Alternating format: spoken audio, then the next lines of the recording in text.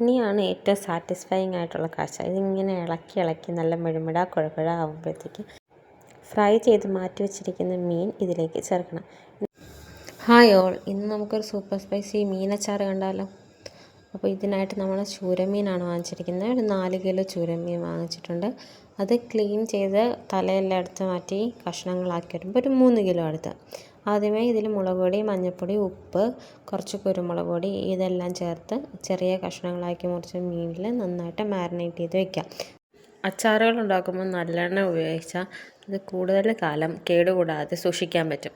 അപ്പോൾ നമ്മളൊരു 600 ഗ്രാമിന് മേളിൽ നല്ലെണ്ണ എടുത്തിട്ട് ഈ മാരിനേറ്റ് ചെയ്ത് വെച്ചിരിക്കുന്ന ഫിഷസ് അതിനകത്തേക്ക് ഇട്ട് ഡീപ് ഫ്രൈ ചെയ്ത് എടുക്കുകയാണ്. അപ്പോൾ ഞങ്ങൾക്ക് 3 കിലോയ്ക്ക് മേളിൽ ഫിഷ് ഉള്ളത് കാരണം ഞങ്ങളൊരു 4 തവണയായിട്ടാണ് ഇത് വറുത്തെടുത്തത്. സെയിം എണ്ണയിൽ തന്നെ പല പ്രാവശ്യം ഇട്ട് 4 തവണ കൊണ്ട് എല്ലാ ഫിഷും നല്ലപോലെ വറുത്ത് കോരി മാറ്റി വെച്ചിട്ടുണ്ട്.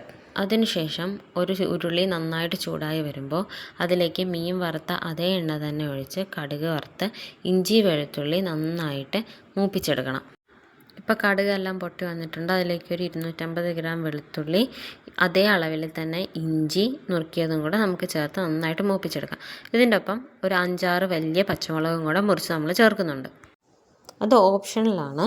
അതിനുശേഷം കുറേ അധികം കറിവേപ്പിലയും കൂടെ ചേർത്ത് അതും ഈ കൂട്ടത്തിലിട്ട് നന്നായിട്ട് മൂത്ത് വരണം. ഇനി നമുക്ക് പൊടികൾ ചേർക്കണം. ഇതിനായിട്ട് ആവശ്യത്തിന് മുളക് പൊടി നമ്മൾ മിക്സ് ചെയ്താണ് എടുത്തിരിക്കുന്നത്. എരിവുള്ള മുളക് പൊടിയും കാശ്മീരി മുളക് പൊടിയും മിക്സ് ചെയ്തിട്ട് ആവശ്യത്തിന് മുളക് പൊടി, ഇതൊരു 300 ഗ്രാമിന് മേളിൽ മുളക് പൊടിയുണ്ട്. 3/4 സ്പൂണ് മഞ്ഞൾപ്പൊടിയും ചേർത്ത് നന്നായിട്ട് മൂപ്പിച്ചെടുക്കുക. അതിൻ്റെ പച്ചമണം മാറി വരുന്നത് വരെ മൂപ്പിച്ചെടുക്കുക. അതിനുശേഷം ഇതിലേക്ക് ആവശ്യത്തിനുള്ള ഉപ്പ്, ഉലുവ, കായപ്പൊടി ഇവ ചേർക്കണം. അതിനായിട്ട് 1 സ്പൂണോളം ഉലുവാപ്പൊടിയാണ് നമ്മൾ ചേർത്തിരിക്കുന്നത്. കായപ്പൊടിയും 1.5 സ്പൂണോളം കായപ്പൊടിയും ചേർത്തിട്ടുണ്ട്. നന്നായിട്ട് മിക്സ് ചെയ്ത് ഇതിൻ്റെയും പച്ചമണം നമുക്ക് മാറ്റിയെടുക്കണം. ഇനിയാണ് ഏറ്റവും സാറ്റിസ്ഫൈയിങ് ആയിട്ടുള്ള കാഴ്ച. ഇതിങ്ങനെ ഇളക്കി ഇളക്കി നല്ല മിഴുമിട കുഴപ്പഴ ആകുമ്പോഴത്തേക്ക് ഫ്രൈ ചെയ്ത് മാറ്റി വെച്ചിരിക്കുന്ന മീൻ ഇതിലേക്ക് ചേർക്കണം. എന്നിട്ട് നന്നായിട്ട് ഇളക്കി ഇളക്കി ഇത് കാണാൻ തന്നെ എന്ത് രസമാണ്. നല്ല റെഡ് കളറിൽ സ്പൈസി ആയിട്ട് ഇങ്ങനെ ഇളക്കി ഇളക്കി മിക്സ് ചെയ്ത് ലാസ്റ്റ് വിനാഗിരി ചേർക്കണം.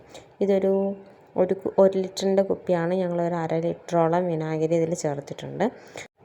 എന്നിട്ട് വീണ്ടും മിക്സിങ് നല്ല രസമാണ് ഇത് കണ്ടുകൊണ്ടിരിക്കാനായിട്ട്. നല്ല റെഡ് കളറിൽ ആ ഫിഷെല്ലാം നല്ല സ്മെല്ല്, നല്ല വിനാഗിരിയുടെ പുളിയുടെ മണവും ആ ഫിഷ് ഫ്രൈയുടെ മണവും എല്ലാം കൂടെ ഇങ്ങനെ നല്ല മിക്സായിട്ട് നല്ലൊരു സ്മെല്ല് ഇപ്പോൾ അവിടെയൊക്കെ ഉണ്ട്. കായപ്പൊടി, ഉലുവാപ്പൊടി എല്ലാത്തിൻ്റെയും സ്മെല്ല് വരുന്നുണ്ട്.